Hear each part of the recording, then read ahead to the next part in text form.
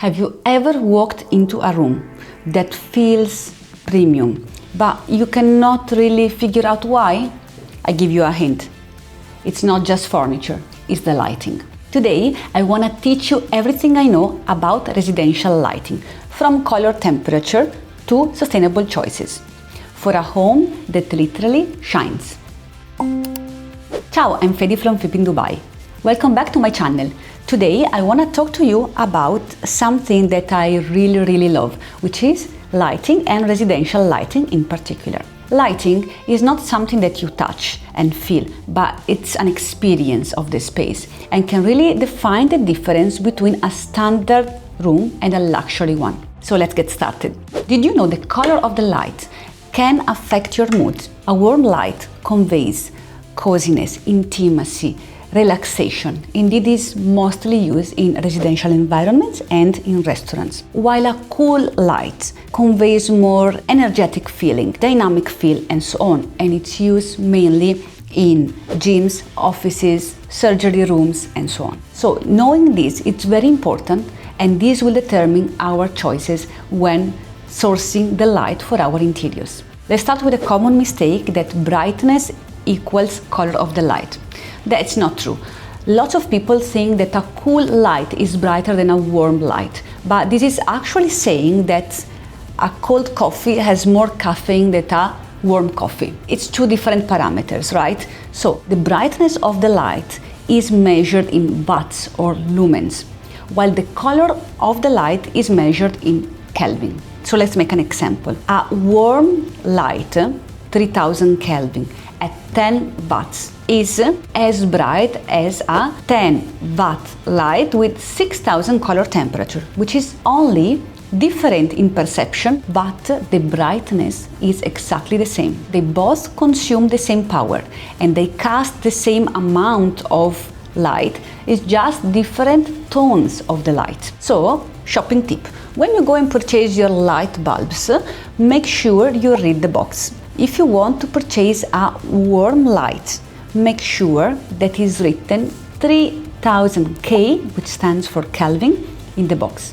In terms of power of brightness of the light, you can choose a 10 watts or a 15 watts. The higher the watts, the more bright is the light, the more powerful is the light. Now that we have learned everything about color temperature of the light and we understood that for interiors we need to choose a 3000 K light, let's talk about how to distribute the light in an environment to make it interesting to the eye. What is light layering? Light layering is an interior design technique that uses different light sources to create interiors that are balanced, functional, and appealing to the eye. It involves using different type of light to create versatile interiors that can be changed according to the mood of the people that live in these spaces. You should have around 3 sources of light. First one is the ambient light. The ambient light is, for example, the ceiling light, the one that gives the illumination, okay?